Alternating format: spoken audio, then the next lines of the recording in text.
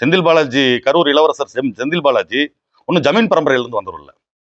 ராமேஸ்வரப்பட்டியில வேலுச்சாமி மகனா பிறந்த செந்தில் பாலாஜி திரு வேலுச்சாமி அவர்கள் கூலி வேலை செய்தவர் தான்.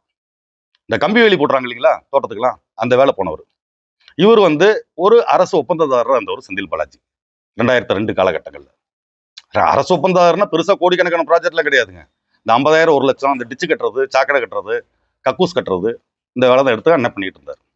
அப்படி பண்ணிட்டு இருக்கிறப்போ ஒரு நாள் கூலி கொடுக்க காசு இல்லை. அவர் ஓட்டிட்டு இருந்த சுசுகி வண்டியை வெறும் 5,000 ரூபாய்க்கு அடகு வச்சு கூலி கொடுத்தவர் தான் செந்தில் பாலாஜி. அப்படி அடகு வச்சுட்டு வீட்டுக்கு போனப்போ தம்பி என்னாச்சுன்னு வேலுச்சாமி அவர் கேட்கிறப்போ, அவருக்கு தந்தை வேலுச்சாமி அவர் கேட்கிறப்போ இந்த மாதிரி சொல்றாரு.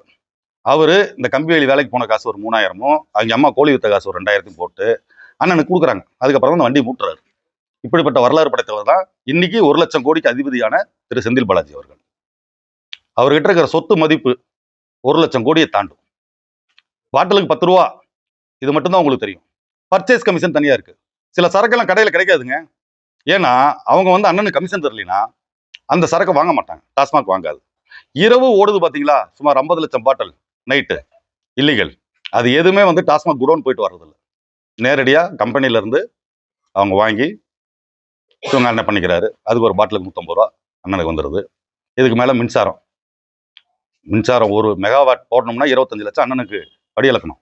அதுல தான் பர்ச்சேஸ்க்கு தனியா கமிஷன். அந்த நிலக்கரி இலக்குமதி இந்தோனேசியால இருந்து பண்றாங்க இல்லைங்களா, தரமற்ற நிலக்கரி ஒரு 80 ரூபாய்க்கு வாங்கி 200 ரூபாய்க்கு பில்லு போடுவாங்க. அதை ஏற்றிட்டு வரதுக்கு டான்சிஸ்ல வந்து ஒரு 12 கப்பல் இருக்கு. ஸ்கிராப்புக்கு போடுற கப்பல் வாங்கி உலகத்திலேயே அதிக வாடகை, அதாவது கப்பலுக்குன்னு ஒரு நிர்ணயம் பண்ணுவாங்க. அதுல உலகத்துல அதிகப்படியான வாடகை நிர்ணயம் பண்ற அந்த அமௌண்ட் வந்து இந்த கப்பலுக்கு நிர்ணயம் பண்ணி அங்க இருந்து, அதாவது ஒரு ஷிப்ல வரும் நிலக்கரி அதுல இருந்து கரை கொண்டாடணும்.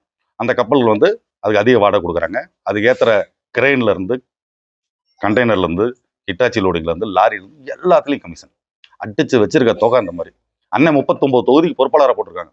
39 தொகுதிக்கு அவர் தொகுதிக்கு 2,500 கோடி கூட செலவு பண்ணாலும் அவருக்கு வந்து ஒரு 10,000 கோடி மிச்சம் இருக்கும். அந்த அளவுக்கு வச்சிருக்காரு. செலவு பண்ணுவார். எவ்வளவுதான் செலவு பண்ணாலும் அவர் பொறுப்பாளராக இருக்க 39 தொகுதியும் கொங்கு மண்டலத்துல எங்க அதிமுக தலைமையிலான கூட்டணி மிகப்பெரிய வெற்றி பெறும்.